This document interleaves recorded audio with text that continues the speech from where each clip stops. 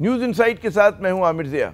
Pakistan army ایک قومی فوج ہے، اس کا کوئی سیاسی ایجنڈا نہیں ہے اور نہ ہی فوج کسی سیاسی جماعت کی مخالف ہے اور نہ ہی طرفدار۔ D G I S P R lieutenant general Ahmed Sharif Chaudhry صاحب نے یہ بات آج ایک اہم پریس بریفنگ کے دوران کہی، جس میں انہوں نے قومی سلامتی، خطے کی داخلی صورتحال اور دہشت گردی کے خلاف کیے گئے اقدامات کا احاطہ کیا۔ D G I S P R نے کہا کہ اگر فوج میں کوئی اپنی ذاتی فائدے کے لیے کسی مخصوص سیاسی ایجنڈے کو پروان چڑھاتا ہے تو خود احتسابی کا جو نظام ہے وہ حرکت میں آ جاتا ہے۔ کہ اگر فوج میں کوئی شخص اپنے ذاتی مفادات کے حصول کے لیے کام کرتا ہے یا اپنے ذاتی فائدے کے لیے کسی ایک مخصوص سیاسی ایجنڈے کو پروان چڑھاتا ہے تو پاک فوج کا خود احتسابی کا نظام حرکت میں آ جاتا ہے۔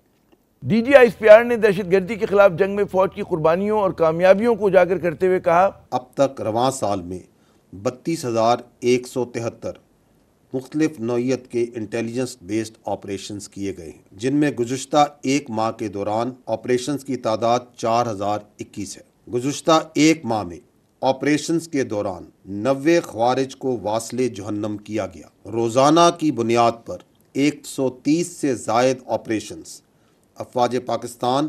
انٹیلیجنس، پولیس اور دیگر قانون نافذ کرنے والے ادارے سر انجام دے رہے ہیں۔ سال 2024 کے گزشتہ 8 ماہ میں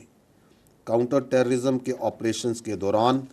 193 بہادر افسران اور جوانان نے جام شہادت نوش کیا۔ افواج پاکستان دہشت گردی کے خلاف جنگ میں اپنا کردار ادا کر رہی ہے، لیکن پاکستان کا ایک بڑا مسئلہ اس کا جاری و ساری سیاسی عدم استحکام بھی ہے، یعنی کہ میدان سیاست کے پہلوانوں کی وہی ٹیڑھی چال۔ ایک طرف حکومت اور اس کے بہت سے حمایتی پی ٹی آئی اور اس کی قیادت کو پاکستان کا بنیادی مسئلہ یا تضاد بنا کر پیش کر رہے ہیں، تو دوسری جانب ہم دیکھتے ہیں کہ الزامات اور مقدمات میں الجھی ہوئی پاکستان تحریک انصاف کی سیاسی حکمت عملی پر صرف نقاد ہی نہیں بلکہ بے شمار اس کی حمایتی بھی جو ہیں سوالیہ نشان اٹھا رہے ہیں۔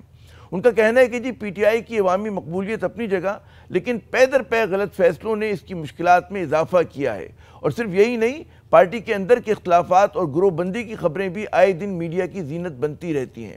کیا پی ٹی آئی کی صفوں میں کہیں اپنی حکمت عملی اور فیصلوں پر خود تنقیدی ہو رہی ہے؟ کیا پارٹی پر بڑھتے دباؤ کو کم کرنے کے لیے اور اس کو مشکلات سے نکالنے کے لیے کوئی نئی سوچ ہے؟